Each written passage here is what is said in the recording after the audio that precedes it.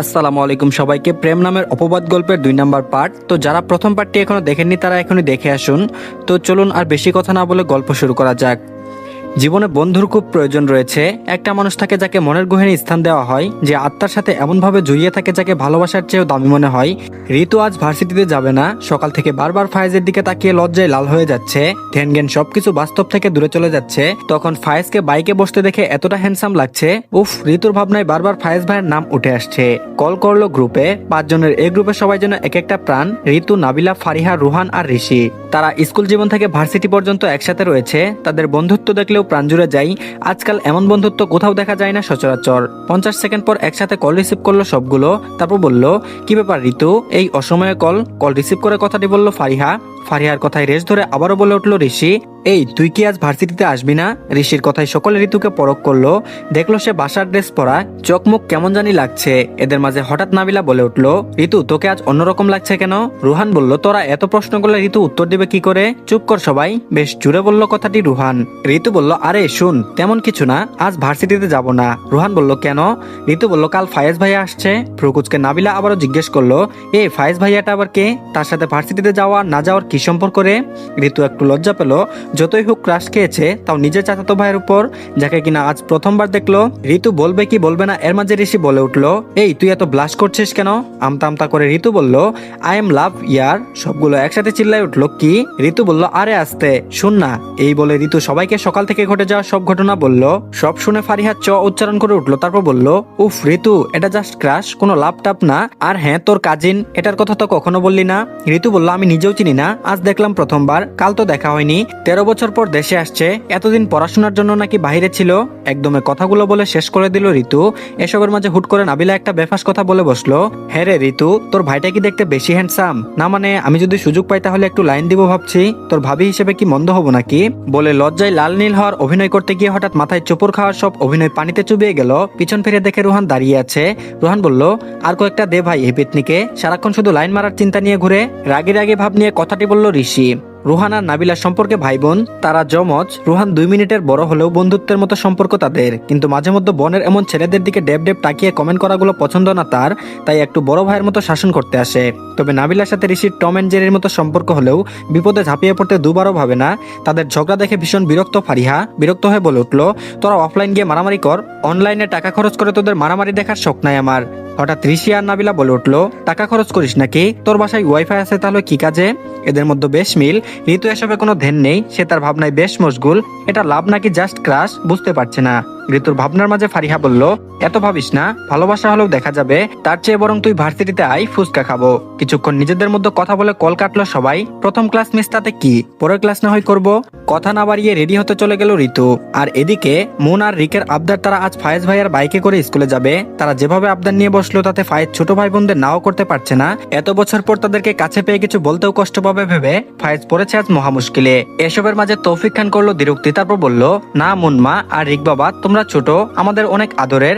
আর ফায়েজ bike কেমন চালায় আমি জানি না, তাই আমার পরিবারের কোনো বাচ্চা বাইকে উঠুক আমি চাই না। বাবা যে তার উপর বিশ্বাস রাখতে পারছে না তা বেশ বুঝলো ফায়েজ, কিন্তু আজ কষ্ট পেল না, বেশ খুশি হলো। যাক, তাকে কষ্ট করে আর না করতে হলো না। তৌফিক খানকে সবাই যেমন ভয় পায় তেমন সম্মানও করেন। তার কথা এ পরিবারের শেষ কথা, তার সিদ্ধান্তের দ্বিমত কেউ করতে পারে না। এমনকি নীল ও বড় বাবার মুখের উপরও কিছু বলে না। মুন আর রিক মন খারাপ করে আজও নীলের বাইকে চেপে বসলো।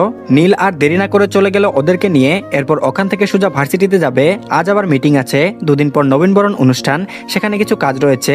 ভার্সিটির ভিভি হিসেবে বেশ দায়িত্বশীল ছেলে হিসেবে নীলের সুনাম রয়েছে, কিন্তু বাসায় তার 4 পয়সা দাম নেই। আজও দেরি করলে বাবার কাছে বকা খায়, কিংবা খাওয়ার টেবিলে বোনের সাথে লাগলে মায়ের হাতে ধুমধাম কিল তো রয়েছেই। সকলে চলে গেল, ফায়েজও রেডি হতে চলে গেল।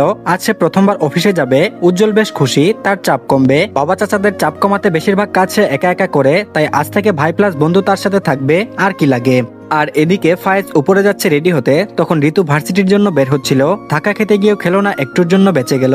ঋতুর পাশ কাটিয়ে যাওয়ার সময় ফায়েজ একবার ছোট করে বলে উঠলো, ঋতু শুন। ঋতু শুন এই ডাকটা কতটা ভারী মনে হলো ঋতুর কাছে, তার কারণ সে জানে না। থেমে গেল পা। ফায়েজ ভাইয়া তাকে ডাকছে, উফ কি মধুর ডাক। ফায়েজ আবারও ডাকলো, ঋতু শুন। কাপা গলায় ঋতু বলল, জি ভাইয়া।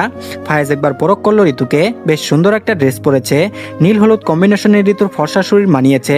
তবে চুল খোলা, হয়তো গোসল করেছে, হালকা ভিজা বেশ বোঝা যাচ্ছে। তারপর বলল, কি হলো ভাইয়া, কিছু বলবেন?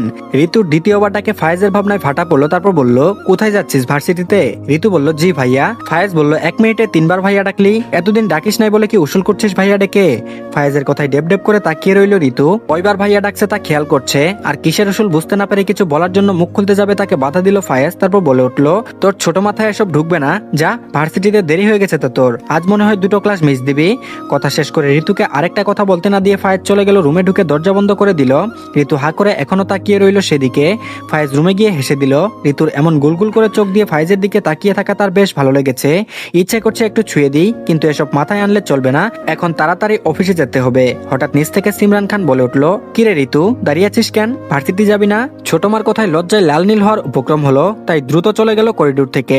আর এদিকে ভার্সিটিতে এসে নীল সুজাতাদের ক্লাব রুমে চলে গেল। সেখানে বসে জুনিয়র আর স্যারদের নিয়ে মিটিং হবে, কিভাবে কি হবে। তার বন্ধুরাও আছে, তবে পড়াশোনা আর রাজনীতি দুটোই সুন্দর করে হ্যান্ডেল করে নীল। পরিবারের কেউ রাজনীতি না করলেও শুনেছি ফায়েজ একবার করতে চেয়েও করে নাই, তার নাকি রাজনীতি পছন্দ না, কিন্তু তার দাদা ছিল একজন রাজনৈতিক দলের নেতা, সে অনেক আগের কথা, যৌবনকালে এসবের সাথে জড়িয়েছিল, বেশ সুনাম অর্জন করেছে। নীলও দাদার মতো সৎ পথে ভার্সিটিতে যা একটু রাজনীতি করলেও ভার্সিটির বাইরে কোনো নেতার পা চাটার মতো দল নেই তার, সে শিক্ষার্থীদের পক্ষে তাদের অধিকার আদায়ের জন্য রাজনীতিকে বেছে নেয়। হঠাৎ আমির স্যার বললেন, তা নীল এবার কি করবে বলে ঠিক করলে? নীল একটা মিষ্টি হাসি দিয়ে তার সব প্ল্যান বলল। তার এই হাসি দেখে যে কত মেয়ে ক্রাশ খায় মিনিটে, সেদিকে খেয়াল নীলের নেই, সে তো কোনো এক মায়াবতীর মায়ে আটকে আছে।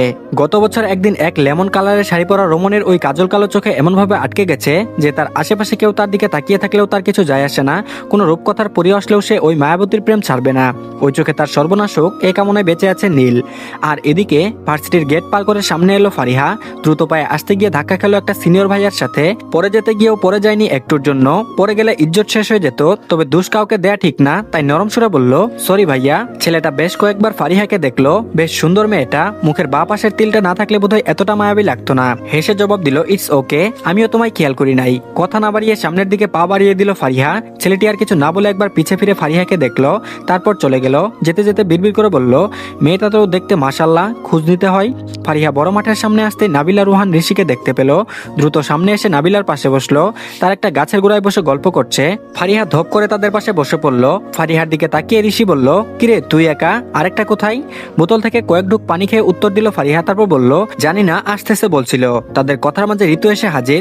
নাবিলা বসা থেকে উঠে ঋতুকে জড়িয়ে ধরলো। নাবিলার এমন ঢং দেখে ফারিহা পাত্তা না দিলেও ঋষি বিরক্ত হলো বেশ, ঢং দেখলে আর বাঁচি না। এ রুহান, তুই এই পেতনিকে সহ্য করিস কিভাবে? রুহান অসহায় ফেস করে বলল, কি করবো আর, বাবা মা আমার সাথে এটাকেও দুনিয়ায় ডাউনলোড করেছে, তাই সহ্য করতেই হয়। রুহানের কথাই নাবিলা ঋতুকে ছেড়ে ফারিহার পাশে বসতে বসতে গাল ফুলিয়ে বলল, আমি কি তোর ঘরে বসে থাকি নাকি রুহানের বাচ্চা? রুহান বলল, উফ আস্তে, এত চিল্লাস কেন? আর রুহানের বাচ্চা, এসব কি ধরনের ভাষা তোর? আজকাল বেশি বেয়াদবি করিস। নাবিলা মুখ ভেঙচে ওদিকে ফিরে বসলো। এসব নতুন না, তাই ফারিহা সেদিকে মনোযোগ দিল না। ঋতু চুপ করে বসে আছে। তার মাঝে ঋষি আবারও বলল, আমার তোর জন্য কষ্ট হয় রে রুহান। রুহান বলল, কেন? ঋষি একটু রুহানের গা ঘেঁষে বলল, সবাই তো দুনিয়ায় এসে ঝগড়া করে, কিন্তু তুই এই পেতনির সাথে জন্মের আগ থেকে একসাথে ছিলি। ঋষির কথা কেউ বুঝতে না পেরে তাকালো একবার, সবার মনোভাব বুঝতে পেরে ঋষি আবারও বলল, মানে আন্টির পেতেও তোরা একসাথে ছিলি আর ঝগড়া করছিস? ঋষির কথা শুনে চারজনের চোখের মণিকুঠার বাহিরে আসার উপক্রম হলো। রুহানের তো কাশি উঠে গেল। এর মাঝে নাবিলা উঠে যেই না ঋষিকে মারবে, ঋষি তা বুঝতে পেরে দিল দৌড়। শুরু হয়ে গেল এদের টম এন্ড জেরির মতো দৌড়াদৌড়ি। পুরো ভার্সিটিতে কেউ এদের দৌড়াদৌড়ি দেখছে, কেউ আবার এসবে আগ্রহ নেই। আর এদিকে বেলা 11টা বাজে। রুহান মোবাইলে স্ক্রল করছে। ফারিহা নাবিলা ঋষির দৌড়াদৌড়ি দেখছে আর বারবার বিরক্ত হচ্ছে। এগুলো ছোটকাল থেকে এমন বাদরামি করে বড় হলো না। ঋতু তো চুপ করে হিসাব করতে ব্যস্ত। আদৌ এটা ভালোবাসা নাকি ক্রাশ তা বোঝার জন্য মন চটপট করছে। এটা স্বাভাবিক, এ বয়সে সবাই এমন একটু একটু আবেগপ্রবণ হয়। হাঁপাতে হাঁপাতে ঋতুর পাশে বসলো নাবিলা। তারপর বলল, কিরে সাদা বিড়ালের বউ, এমন উদাস হয়ে বসে আছিস কেন? নাবিলার কথায় সকলে তাকালো তার দিকে। ঋতুও বুঝলো না নাবিলা কি বলছে। এর মাঝে ঋষি বুঝতে না পেরে পাল্টা প্রশ্ন করলো নাবিলাকে। তারপর বলল, বিড়ালের বউ মানে? ঋতুর জামাই কবে বিড়াল হলো, আর বিয়েটা কবে হলো? অর্ধেক বোতলের সবটুকু পানি শেষ করে নাবিলা উত্তর দিল, ওই যে সকালে বললো না ঋতু বিলেত ফেরত কাজিন মানে সাদা বিড়ালের প্রেমে পড়লো, তাই বললাম সাদা বিড়ালের বউ। বলে খিলখিল করে হেসে দিল নাবিলা। এদের মজা শেষ হবে না, মাঝখান থেকে প্রথম ক্লাসের মতো দ্বিতীয় ক্লাসও মিস হবে। তাই ফারিহা একটু সিরিয়াস মুডে বলল, আমি ক্লাসে যাচ্ছি, তোরা গেলে আয়, নয়তো বসে থাক পাগলের দল সবগুলো। সবাই ফারিহার সাথে চলে গেল ক্লাসে। সত্যি তাদের ক্লাসটা করা দরকার। জীববিজ্ঞান ভবনের সামনে দাঁড়িয়ে আছে 5 বন্ধুর সে মিষ্টি মহলটি। ফেসবুকে তাদের গ্রুপের একটা নাম আছে, জীবন্ত মহল নামে। ক্লাসরুম পাশাপাশি বসলো ঋতু, রুহান আর ফারিহা। যদিও বারহন সিঙ্গেল সিটে বসেছে, ঋষি আর নাবিলা আলাদা করে দূরত্ব বজায় রেখে বসেছে। বসতে বাধ্য হয়েছে কোথাও সিট নেই, সবগুলো ফিল আপ হয়ে গেছে আগে। আর এদিকে কালো বাইক থেকে নামলো ফায়েজ, পরনে ফর্মাল ড্রেস, বেশ সুন্দর দেখতে লাগছে। সাদা শার্টেও তাকে বলিউড নায়কের চেয়ে কম মনে হয় না। বাইক থেকে নামতে দারোয়ান রমিজ সালাম দিল, ফায়েজও উত্তর দিল। বেশ ভালো লাগছে ব্যাপারটা। তারপর বলল, স্যার বড় স্যার বলেছে আপনাকে লিফটের 4 তলায় যেতে হবে। ফায়েজ বলল, আচ্ছা ঠিক আছে চাচা। দারোয়ান রমিজ খুশি হলেন ফায়েজের এত সম্মানের চাচা ডাকটা শুনে। ফায়েজের যাওয়ার দিকে তাকিয়ে বারবার তার ভালো চেয়ে আল্লাহর কাছে দোয়া করলেন। ফায়েজ সোজা 4 তলায় চলে গেল। সেখানে সকলে তাকে ওয়েলকাম করার জন্য ফুল নিয়ে দাঁড়িয়ে রইল। ফায়েজ কাজের সময় এমন শঙ্কের মতো দাঁড়িয়ে থাকাটা ভালো চোখে দেখলো না। ম্যানেজার দিলদার হোসেন বলল, ওয়েলকাম স্যার। ফায়েজ বলল, থ্যাংক ইউ, বাট কাজ পেলে এভাবে দাঁড়িয়ে থেকে সময় নষ্ট করা আমার পছন্দ না। বস আসবে যাবে তার জন্য কাজ রেখে আপনাদের এভাবে ওয়েলকাম করা আমার মোটেও ভালো লাগেনি। ম্যানেজার সাহেব, বড় স্যাররা কোথায়? ম্যানেজার বলল, স্যার একটা ফরেন মিটিং চলছে, স্যাররা সবাই সেখানে আছে। ফায়েজ বলল, ম্যানেজার হিসেবে আপনারও মিটিং এ উপস্থিত থাকাটা বেশি দরকার ছিল। ম্যানেজার বলল, আসলে স্যার। ফায়েজ বলল, আমি কোনো এক্সকিউজ শুনতে চাই না, সবাইকে নিজের কাজে পাঠান, আর আপনিও মিটিং এ যান। আমি ওয়েটিং রুমে আছি, স্যারদের বলবেন। ওয়েটিং রুমটার দিকে চলে গেল ফায়েজ। বিদেশ যাওয়ার আগে অনেকবার এই অফিসে আসছে সে, তাই অফিসের কোথায় কোন রুম তার অজানা নয়। ম্যানেজার সবাইকে কাজ করতে বলে চলে গেল মিটিং রুমে। বেশ 1 ঘন্টা পর তৌফিক তায়েফ খান এলো কেবিনে। ফায়েজ তখন বাবার কেবিনে এলো। তৌফিক খান বললেন, তুমি নাকি ওয়েলকাম করা পছন্দ করো নাই? ফায়েজ বলল, জি স্যার, সময় আর কাজের ক্ষতি করে ওয়েলকাম করার জন্য অপেক্ষা করা আমার কাছে ভালো লাগেনি। সোজা সাপটা উত্তর দিল ফায়েজ বাবাকে। তৌফিক খান বলল, কাজ বুঝিয়ে নিয়েছো? ফায়েজ বলল, আমার কিছু কথা বলার ছিল। তৌফিক খান বলল, বলো। ফায়েজ বলল, আমি বিকেলে অফিস করব, সকালে আমার নিজের কাজ আছে। তৌফিক খান বলল, তোমার এখানে কি কাজ আছে? ফায়েজ বলল, স্যার আসলে আমি এখানে একটা নতুন জব পেয়েছি, কাল থেকে আমার জয়েনিং। আগে আমার পছন্দের প্রফেশন, এরপর বাপ চাচার ব্যবসা দেখব। ছেলের কথায় বিরক্ত হলো তৌফিক খান। তিনি একটু রুক্ষ কণ্ঠে বললেন, তোমার নতুন জব মানে? আর তুমি কিসের জব নিলে? ফায়েজকে কিছু বলতে না দিয়ে তায়েফ খান বলে উঠলো, হে রে ফায়েজ, বাপ চাচার ব্যবসা রেখে তুই অন্য কোথাও জব করবি? তোর কাছে জব চাইতে মানুষ আসে আর তুই? ফায়েজ বলল, সরি আব্বু আর চাচ্চু, আমি পড়াশোনা শেষ করে ওখানে একটা জব করতাম, ওটা আমার পছন্দের চাকরি। আমি আপনাদের সাহায্য যেমন করব, তেমন আমার পছন্দের জবটাও করব। তায়েফ খান বলল, কিন্তু দুটো কাজ তুমি তো করতে পারবে না একসাথে সুন্দর করে? ফায়েজ বলল, পারবো আব্বু, ইনশাল্লাহ, আপনাদের দোয়া থাকলে সব পারবো। তায়েফ খান বলল, তা কিসের জব শুনি? ফায়েজ বলল, আমি ভার্সিটির প্রফেসর হিসেবে জয়েনিং করব কাল থেকে। এত বছর ছেলের সাথে দূরত্ব হয়েছে বেশ বুঝলো তৌফিক খান, তাই আর দ্বিরুক্তি করতে গিয়েও করলো না। ছেলে যখন পারবে বলেছে, একসাথে চাকরি আর অফিস সামলাবে, তাহলে একবার তাকে সুযোগ দিয়ে দেখি। তাই অনিচ্ছা সত্ত্বেও রাজি হয়ে গেল তৌফিক খান। তো ধন্যবাদ সবাইকে। 2 নম্বর পার্টটি এই পর্যন্তই। 3 নম্বর পার্টও দিয়ে দেওয়া হয়েছে, কমেন্ট বক্সে লিঙ্ক পেয়ে যাবেন আর ডিসক্রিপশন বক্সেও পাবেন। তো সবাই অবশ্যই দেখে নিন আর অবশ্যই আমাদের চ্যানেলটিকে সাবস্ক্রাইব করে দিন। আল্লাহ হাফেজ।